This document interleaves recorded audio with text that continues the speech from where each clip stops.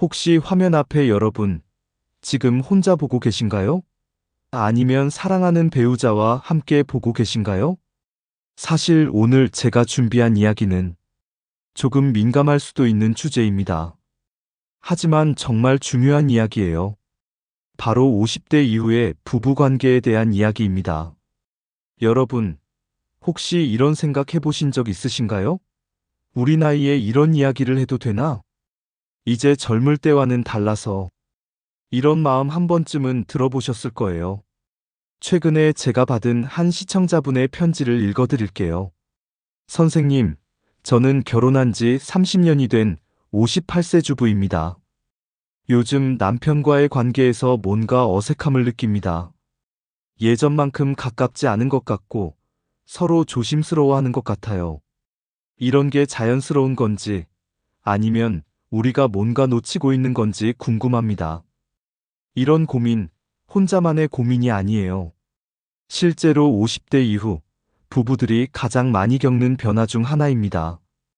오늘 이 시간에는 이런 이야기를 나눠보려고 합니다. 나이가 들수록 더욱 깊어질 수 있는 부부 간의 친밀감, 그리고 건강하고 자연스러운 성생활을 통해 어떻게 더 행복한 노후를 만들어갈 수 있는지 말이에요. 혹시 이런 이야기를 우리 나이에 해도 되나? 하고 망설이셨다면 오늘 이 영상이 끝날 때쯤에는 이게 얼마나 중요하고 자연스러운 일인지 알게 되실 거예요. 자, 그럼 오늘의 목차를 한번 살펴볼까요? 첫 번째로 50대 이후 몸과 마음의 변화를 이해해 보겠습니다. 이 변화들이 왜 일어나는지, 그리고 이것이 얼마나 자연스러운 과정인지 알아보겠어요. 두 번째로는 나이가 들수록 오히려 더 좋아질 수 있는 부부관계의 비밀에 대해 이야기해 보겠습니다. 젊을 때와는 다른 성숙한 사랑의 매력에 대해서요. 세 번째로는 실제로 어떻게 하면 건강하고 자연스러운 친밀감을 유지할 수 있는지 구체적인 방법들을 알려드릴게요. 그리고 마지막으로는 소통의 중요성과 함께 전문가의 도움을 받아야 할 때는 언제인지도 짚어보겠습니다. 오늘 이 시간이 끝나면 여러분은 더 이상 이런 주제에 대해 부끄러워하지 않으실 거예요. 오히려 이게 얼마나 소중하고 아름다운 일인지 깨달으시게 될 겁니다. 그럼 지금부터 함께 시작해 볼까요? 먼저 50대 이후에 우리 몸과 마음에서 일어나는 변화들을 이해해 보겠습니다. 여러분, 20대 때와 50대의 여러분이 똑같을까요? 당연히 다르죠. 그리고 이 다름은 결코 나쁜 것이 아닙니다. 오히려 더 성숙하고 깊이 있는 관계로 발전할 수 있는 기회인 거예요. 여성의 변화부터 살펴보겠습니다. 50대 전후 여성분들은 폐경기를 겪게 됩니다. 이때 호르몬 변화로 인해 여러 가지 신체적 변화가 일어나요. 질건조감이 생길 수 있고 성적 욕구에도 변화가 생길 수 있습니다. 하지만 여기서 중요한 건 이런 변화가 끝을 의미하는 게 아니라는 거예요. 오히려 새로운 시작일 수 있습니다. 실제로 많은 여성들이 폐경 이후의 성적 만족도가 오히려 높아졌다는 연구 결과들이 있어요. 왜 그럴까요? 임신에 대한 걱정이 없어지면서 더 자유로워지고 자신의 몸과 감정에 대해 더 잘 알게 되기 때문입니다.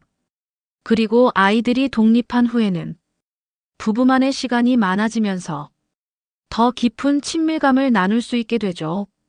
남성의 변화도 살펴볼게요. 남성분들도 50대 이후에는 테스토스테론 수치가 점차 감소합니다. 이를 남성 갱년기 또는 안드로페즈라고 부르기도 해요. 성적 기능에 변화가 올 수 있고 때로는 발기부전과 같은 문제를 경험할 수도 있습니다.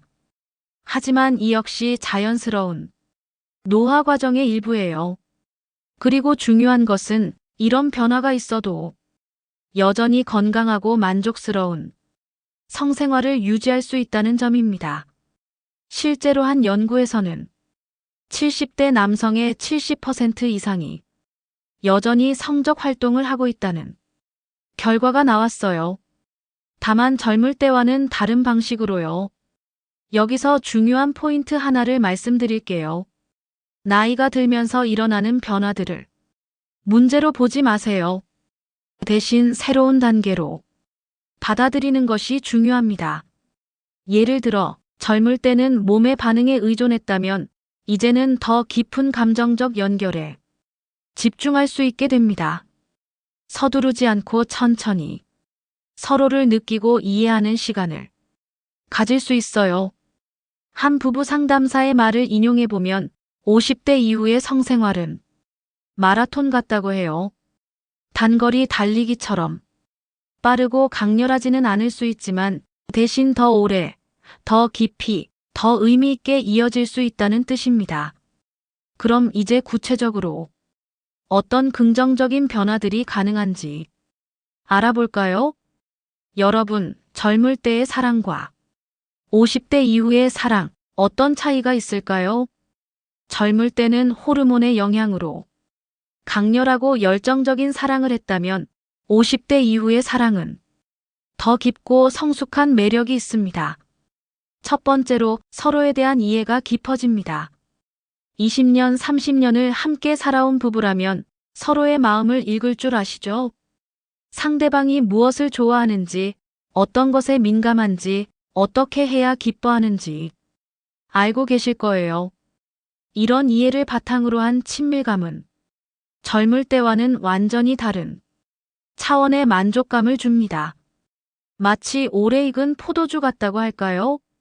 시간이 지날수록 더 깊은 맛을 내는 거죠. 두 번째로 시간적 여유가 생깁니다. 아이들이 독립하고 나면 부부만의 시간이 많아져요. 더 이상 아이들이 깰까봐 시간이 없어서 하며 서두를 필요가 없습니다. 천천히 여유롭게 서로를 느끼고 대화할 수 있어요. 이런 여유는 더 깊은 친밀감으로 이어집니다. 한 60대 여성분이 저에게 이런 이야기를 해주셨어요. 젊을 때는 항상 바빠서 부부관계도 급하게 서둘렀는데 이제는 차 한 잔 마시며 대화하고 서로 마사지도 해주고 그런 시간들이 오히려 더 소중하게 느껴진다고요. 세 번째로 정신적 연결이 더 중요해집니다. 나이가 들수록 몸의 반응보다는 마음의 연결이 더 중요해집니다. 서로의 생각을 나누고 감정을 공유하고 함께 웃고 함께 꿈꾸는 것들이 더 큰 만족감을 주죠. 실제로 많은 연구에서 50대 이후 부부들이 성적 만족도를 평가할 때 신체적 쾌감보다는 감정적 친밀감을 더 중요하게 여긴다는 결과가 나왔어요. 네 번째로 부담감이 줄어듭니다. 젊을 때는 잘해야 한다, 상대방을 만족시켜야 한다는 부담감이 있었을 수 있어요. 하지만 이제는 그런 부담 대신 함께 즐기자는 마음가짐으로 변할 수 있습니다. 완벽하지 않아도 괜찮다는 것을 아시게 되죠. 때로는 단순히 껴안고 있는 것만으로도, 손을 잡고 있는 것만으로도 충분히 행복할 수 있다는 걸 깨닫게 됩니다. 다섯 번째로 새로운 것을 탐험할 용기가 생깁니다. 의외로 많은 시니어 부부들이 이전에는 시도해보지 않았던 새로운 것들을 경험해보게 됩니다. 더 이상 임신에 대한 걱정도 없고 사회적 시선에 대한 부담도 줄어들면서 더 자유로워지는 거죠. 한 부부 상담 전문가는 이렇게 말했어요. 70대 부부가 상담실에 와서 새로운 것을 시도해보고 싶은데 어떻게 하면 될까요? 라고 물어보는 경우가 종종 있다. 이분들의 모습에서 삶에 대한 열정과 호기심을 느낄 수 있다고요. 여러분, 어떠세요? 나이 든다는 것이 꼭 나쁜 것만은 아니죠. 오히려 더 깊고 성숙한 관계로 발전할 수 있는 기회일 수 있어요. 그럼 이제 구체적으로 어떻게 하면 이런 아름다운 변화를 만들어갈 수 있는지 알아볼까요? 이제 가장 실용적인 부분입니다. 구체적으로 어떻게 하면 건강하고 자연스러운 친밀감을 유지할 수 있는지 단계별로 알려드릴게요. 몸의 건강부터 챙기세요. 건강한 성생활의 기초는 바로 건강한 몸입니다. 먼저 운동의 중요성을 말씀드릴게요. 규칙적인 운동은 혈액순환을 개선하고 체력을 향상시킵니다. 특히 유산소 운동은 성기능 개선에 직접적으로 도움이 돼요. 하루 30분씩 빠르게 걷기만 해도 큰 차이를 느낄 수 있습니다. 케겔 운동도 추천드려요. 골반저근을 강화하는 운동인데 남녀 모두에게 도움이 됩니다. 소변을 참을 때처럼 근육을 조이고 5초간 유지한 후 힘을 빼는 것을 반복하세요. 하루에 3번, 한 번에 10에서 15회씩 하시면 됩니다. 영양 관리도 중요해요. 균형 잡힌 식사를 하시고 특히 아연이 풍부한 굴, 견과류, 그리고 혈액순환에 좋은 마늘, 생강 등을 드시면 도움이 됩니다.